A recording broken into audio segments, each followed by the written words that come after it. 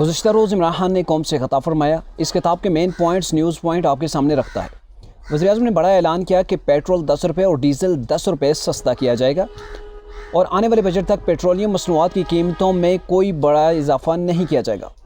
آپ کو بتاتے چلیں کہ پیٹرول 12 روپے آج سے 2 ہفتے قبل مہنگا کیا گیا اور ڈیزل تقریباً 9 روپے۔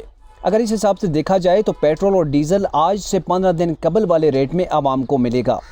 وزیراعظم نے یہ نہیں بتایا کہ پیٹرول کی قیمت میں کمی سبسڈی دے کر کی جا رہی ہے یا گورنمنٹ اپنے ٹیکس کم کر رہی ہے۔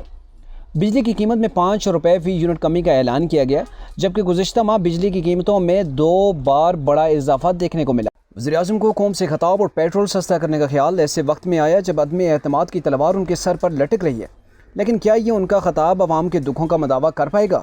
یقیناً نہیں، کیونکہ 4 سالوں کے اندر عوام کو جس قدر حکومت اپنے مظالم کا نشانہ بنا سکتی تھی بنایا گیا۔ وزیراعظم نے اپنے خطاب میں انڈسٹری شعبے کو بڑی چھوٹ دینے کا اعلان کیا۔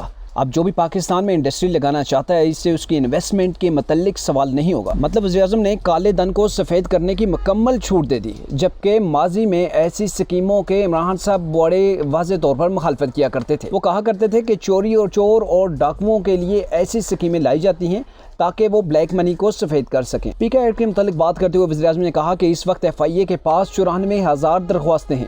مجھے افسوس ہوا کہ میری اہلیہ کے متعلق جھوٹی خبریں پھیلائی گئیں اور کہا گیا کہ وہ چھوڑ کر بھاگ گئی ہیں۔